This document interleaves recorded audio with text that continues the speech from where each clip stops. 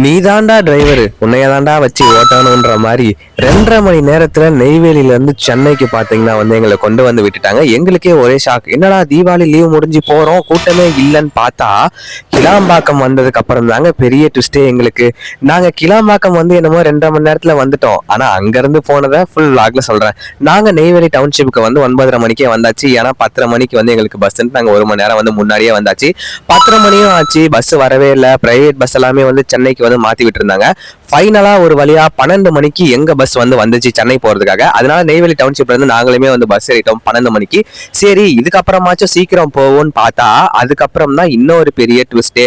Bus பாத்தீங்கன்னா ஏதோ ஒரு ப்ராப்ளம்ட்டு பஸ்ஸை திரும்பி டெப்போக்கு அனுப்புறதா பிளான் பண்ணிட்டாங்க. அதனால திரும்பி இங்க இருந்து பஸ் டெப்போ போச்சு. இப்பதான் பாத்தீங்கன்னா கரெக்டா நெய்வேலி கார்பரேட் ஆபீஸை பாத்தீங்கன்னா பஸ் கிராஸ் பண்ணுச்சு. சரி ஓகே போயிரும்னு பார்த்தா அடுத்து போயிட்டு டெப்போல பஸ் நிறுத்தி போட்டுட்டாங்க. ஏன்னு கேட்டோம்னு வச்சுக்கோங்களேன், பஸ்ல ஏதோ பிரேக் எல்லாம் செக் பண்ணணும், எல்லாம் கரெக்டா இருக்கான்னு பாக்கணும்ட்டு இதுக்கு ஒரு ஹாஃப் அன் அவருக்கு மேல ஆக்கிட்டாங்க. கிட்டத்தட்ட மணி பாத்தீங்கன்னா 12:30 மணி ஆச்சு. அதுக்கப்புறம் தான் பாத்தீங்கன்னா பஸ்ஸை எடுத்துட்டாங்க. நாங்க வெறுத்து போயிட்டோம். என்னடா 9 மணில இருந்து நாங்க இருந்தோம், 12:30 மணிக்கு தான் பஸ்ஸே எடுக்கிறீங்கன்ற மாதிரி ஆயிப்போச்சு. அதுக்கப்புறம் ஒரு வழியா பாத்தீங்கன்னா கிட்டத்தட்ட 3 மணிக்கு சென்னை நாங்க ரீச் ஆனோம். கிளாம்பாக்கம் பஸ் ஸ்டாண்ட்குள்ளேயுமே வந்தாச்சு. டிரைவர் நைட் டைம்ல பாத்தீங்கன்னா அவ்வளவு ஸ்பீடா பாத்தீங்கன்னா ஓட்டிட்டு வந்தாங்க. டிராபிக்குமே இல்ல. நாங்க எதிர்பார்த்தது என்னன்னா தீபாவளி முடிஞ்சு எல்லாருமே ஊருக்கு போவாங்க, டிராபிக் ரொம்பவே அதிகமா இருக்கும், நம்மளும் ரொம்ப லேட்டா தான் ரீச் ஆகும்னு பார்த்தோம். பட் இங்க பார்த்தா ஆளே இல்லாத பிளாட்ஃபார்ம்ல யாருக்கு டீ யாத்திரைன்ற மாதிரி ஆயிப்போச்சு. இங்க அவ்வளவா கூட்டமே கிடையாது. ஏன்னா விடிய காலையில 3 மணிக்கு நாங்க வந்தோம்.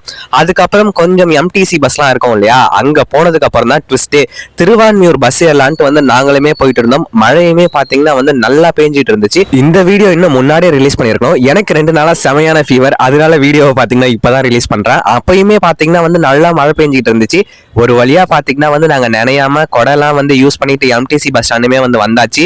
இங்க பார்த்தா எல்லாருமே ரொம்ப நேரமா வெயிட் பண்ணிட்டு இருக்காங்க. அவ்வளவு கூட்டமா இருந்துச்சு. அதுவும் திருவான்மியூருக்குலாம் பஸ்ஸே இல்ல. நாங்களே கிட்டத்தட்ட 2 மணி நேரம் 3 மணிக்கு கிட்டத்தட்ட 4:30 மணிக்கு மேலதான் பாத்தீங்கன்னா நாங்க திருவான்மியூர் பஸ்ஸே ஏறணும். ரொம்ப நேரம் நின்று வேடிக்கை பார்த்துட்டே இருந்தோம். எந்த பஸ்ஸுமே இல்ல.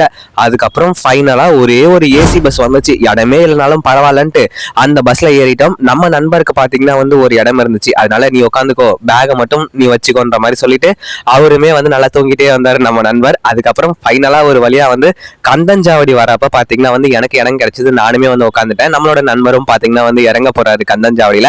நான் திருவான்மியூர் போய் இறங்குவேன். நம்மளோட லக்கேஜை நம்ம கிட்ட கொடுத்துட்டு நம்மளோட ஃப்ரெண்டுமே அவரோட பிஜிக்கு போகணும். ஏன்னா மார்னிங் நாங்க 2 பேருமே ஒர்க்குக்கு போகணும்ட்டு நாங்க 2 பேருமே ரெடி ஆயிட்டோம். அடுத்து இன்னொரு வீடியோவோட சந்திக்கிறேன்.